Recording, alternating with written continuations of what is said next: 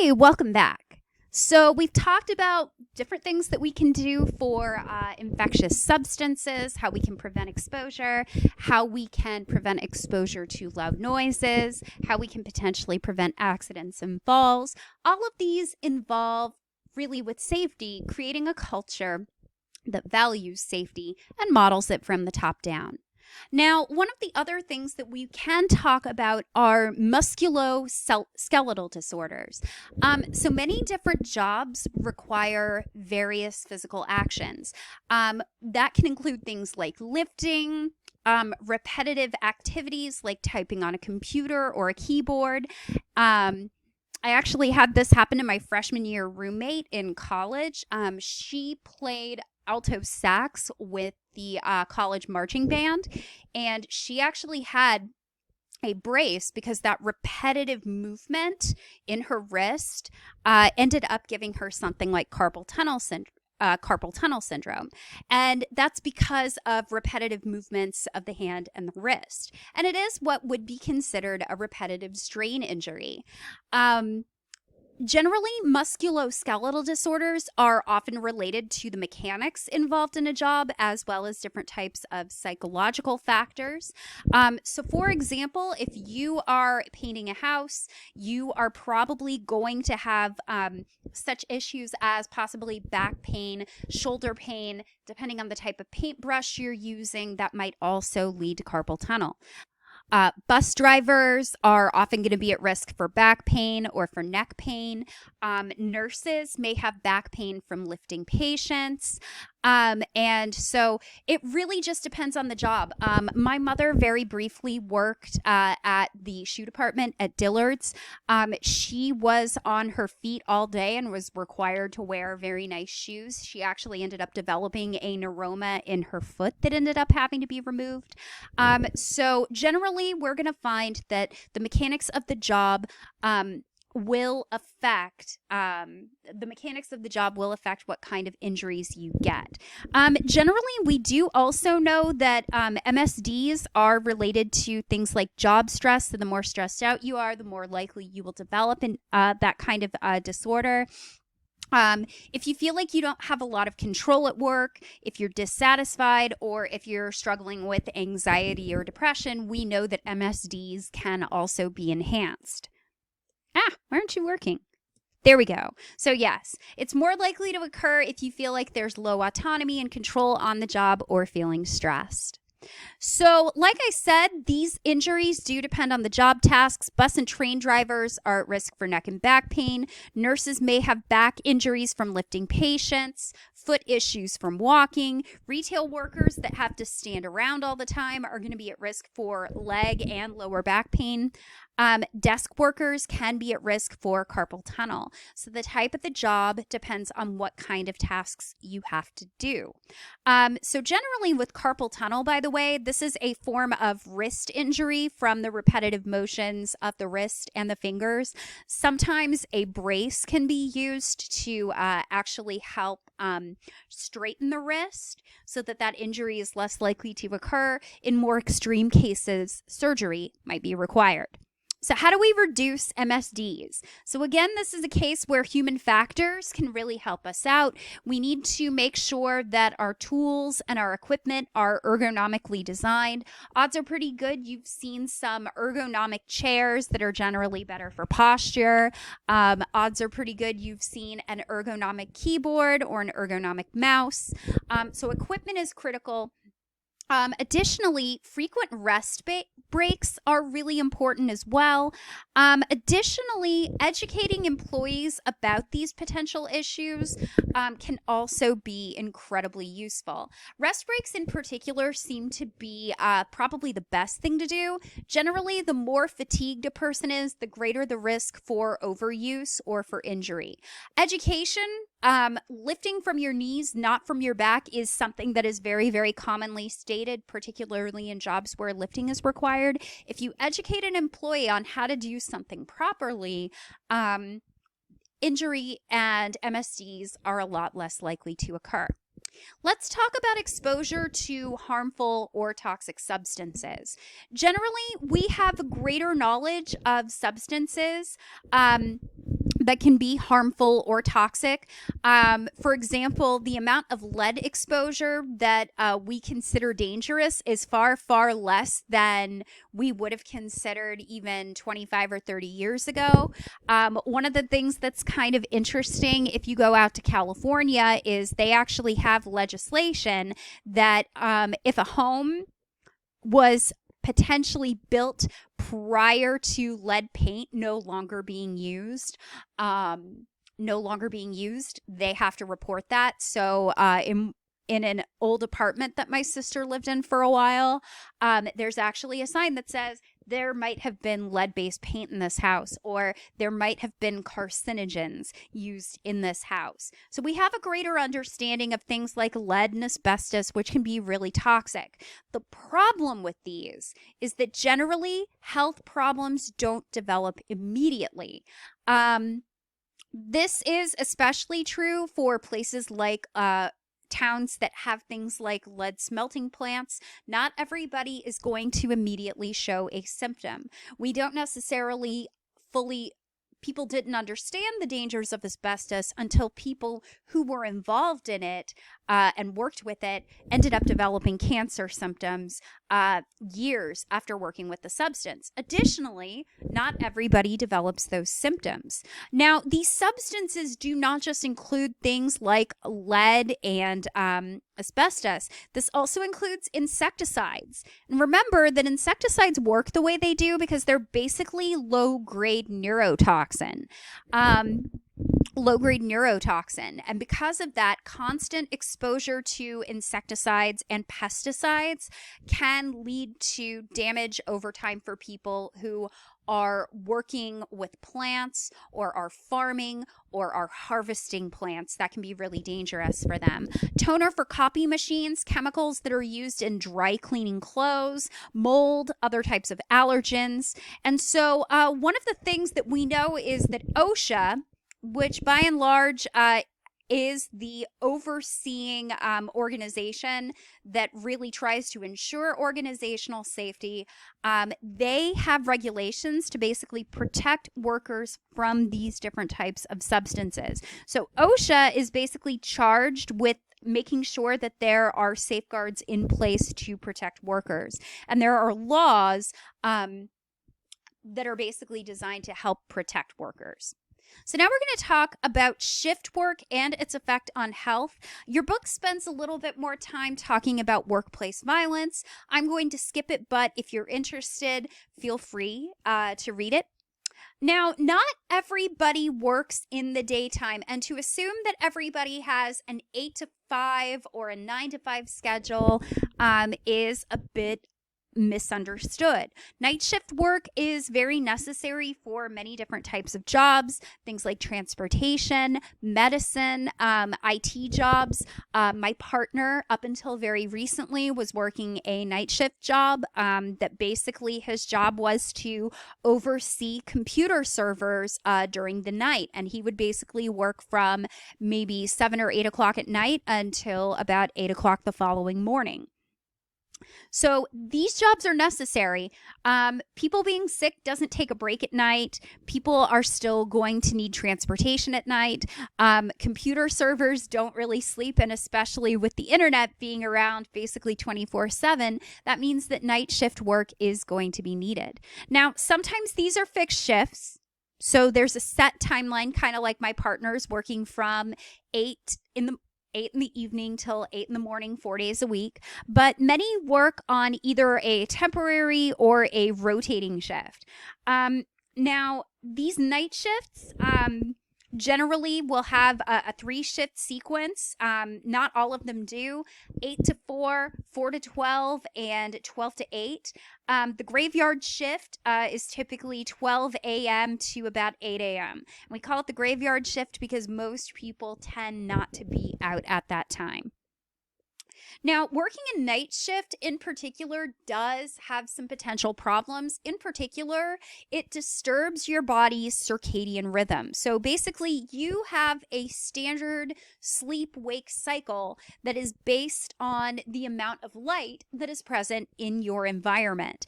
And it is a natural rhythm kind of based on sunlight during the day. So many of you have probably experienced your circadian rhythms kind of kicking into gear if you've ever pulled an all-nighter. And in my experience, on days where I've either pulled an all-nighter or I haven't really gotten a lot of sleep, I feel exhausted.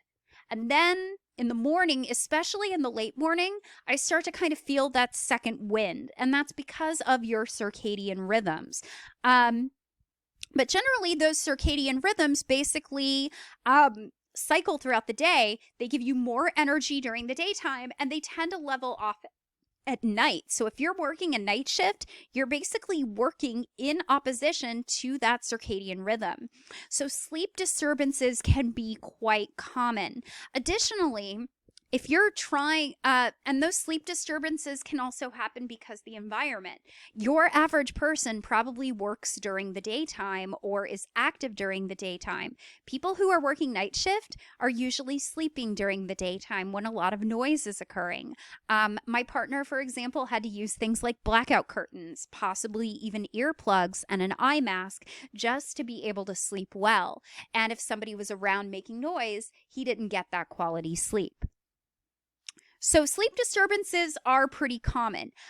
These sleep disturbances, we are learning more and more all the time that sleep is really critical for our health. Sleep disturbances can have effects on your digestive abilities, psychological problems, and it can also create social difficulties. And that is one big issue associated with night shift work.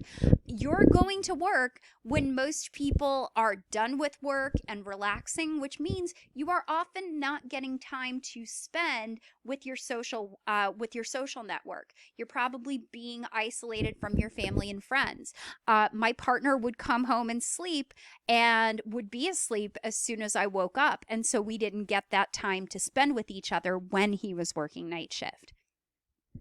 And so, like I said, not everybody works a daytime shift, and not everybody works 8 hours either. Some people have a fixed shift, but other people may be working what is called a long shift that tends to run from 10 to 12 hours. And generally, we tend to find that employees that have long shifts are generally going to be more likely to suffer from fatigue. Now, because those shifts are longer, they often work fewer days per week, so that gives them more time to recover. So like I said, my partner tended to work about 12 hours per shift. He only had to work about 4 days a week. As we kind of see with night shift work, the length of the shift, because fatigue is an issue, you are going to see things like sleep problems. And additionally, you might see greater use of stimulants to keep somebody up. You are also going to see a greater use of alcohol as well. So these can also have negative effects on health. Interestingly enough, very similar outcomes happen when you are working too many hours per week and you didn't volunteer for that. Now, it's different if you chose it. But generally, long work weeks are linked with really poor health outcomes like high blood pressure, and things like that. You're most likely to see this happen after a period of furlough or downsizing. Oftentimes when you let people go, other people at that workplace have to pick up the slack, and that can lead to some negative outcomes. So something that's been proposed as a kind of way to remedy some of these issues is what's called flex time, or flexible work scheduling. And generally, with flex time, employees get to choose either part or in whole the hours that they work. And this tends to occur for about, at least as of 2004, about 30% of employees in the United States. So for example, I don't necessarily always work a fixed schedule. Yes, my classes are on a fixed schedule, but I get to choose when I have those classes. And depending on the week, I am working longer days, or I might be working shorter days, and things like that. So there are some really positive benefits. Generally, this overall benefits the company because any personal business can be completed on the employee's own time. So if you need a doctor's appointment, or if the kids are sick and you need to take care of them, business can be completed on the employee's own time, and you're not really cutting into work hours. And generally, we tend to find that flex time is associated with more positive outcomes, like less absence, less tardiness, and it does actually give a very, very small boost to job satisfaction. What's interesting is that productivity generally increases with flex time, but job performance, at least based on supervisor ratings, doesn't necessarily get better with flex time. So now we're going to talk about stress and the workplace. Now, we need to get a few terms out of the way before we really start talking about stress. So stress is either the psychological or the physiological processes involved in either registering or responding to threats or challenges. Stress can be either positive or negative. Positive stress can be something like getting a promotion. Now you've got all these new responsibilities, but you feel really good. Negative stress might be conflict at work, a negative work environment, a big deadline that's coming up that you're worried about. So that's what stress is. It's basically registering and responding to these threats or challenges. And it's a whole body experience. A stressor is anything that causes stress. So an exam might be a stressor. A fight with a friend might be a stressor. But because this is IO psychology, we're interested in job stressors, and we'll talk more about those soon. Now, your psychological and physiological responses to a stressor can take a variety of different forms. It can involve a psychological reaction like dissatisfaction, anxiety, or anger. It can be a physical reaction like your heart pounding, gastrointestinal distress, and it can lead to behavioral reactions too, like greater substance use, absenteeism from work, tardiness, and so on. So generally, stress reactions will involve the sympathetic nervous system, which is basically your body's way of mobilizing resources to either fight what's giving you stress or run away from what's giving you stress. And when we talk about job stressors and those negative reactions that we have to those, we are talking about job strain. And as I mentioned, job strain can have physiological reactions, a physical reaction, or a behavioral reaction. So a critical aspect to job stress really involves how you view the stressor, and this will affect how you react. So generally, if you view the stressful event or the stressor as something that is negative, something that's threatening to you, you're going to be more likely to experience that job strain. You're going to have a negative reaction to the stress. If you have a positive appraisal, so if you look at this as an opportunity to grow, as an opportunity to challenge yourself, you're going to be less likely to experience that job strain. And one of the things that we know is that job strain will typically have different short-term and long-term effects. So, for example, a short-term effect might be that you experience anxiety. But maybe over the long term, you see effects such as high blood pressure or heart disease from constant stress or a psychological disorder. So job strain will have different short-term and long-term effects. Our stress systems were not designed to work for very, very long periods of time. It's part of the reason why I encourage you now during the time that we're in to find a way to manage your stress effectively, because you're going to burn out very, very quickly if you're stressed out all the time. Now, what types of job stressors are there? Well, there's politics, the perception that other people are basically acting out of their own interest. So, organizational politics. So basically, the idea that there's this environment of favoritism, that the workplace is very dog eat dog. Everybody's in it for themselves. Some people are more important than others. And generally, we do find that the more that people perceive that environment of favoritism, you're going to see greater psychological strain. So you're going to see things like anxiety, you're going to see anger, you're going to see job dissatisfaction. You're also going to see great physical strain. And you're going to see lower organizational commitment, lower job satisfaction, and so on. There are also issues related to control. So basically, how much control you feel like you have about your work, like when you work, where you work, how you work, and what tasks you can do. Generally, people who have low control over their job, they tend to encounter greater stress. Generally, college professors, for example, get to set their own hours.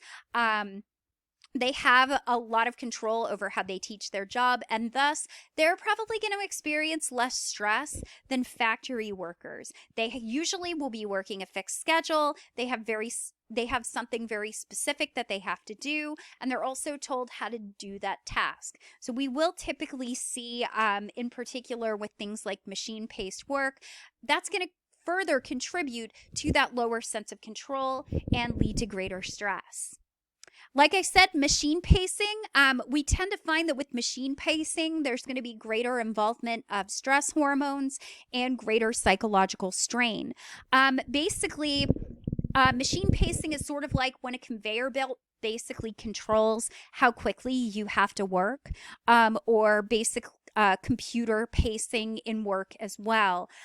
Generally, we're going to find that generally machine pacing, you have higher amounts of cortisol, which is a major stress hormone, and generally you're going to see things like greater anxiety and greater levels of catecholamines, so things like dopamine, epinephrine, and norepinephrine, and that can lead to greater likelihood of disease.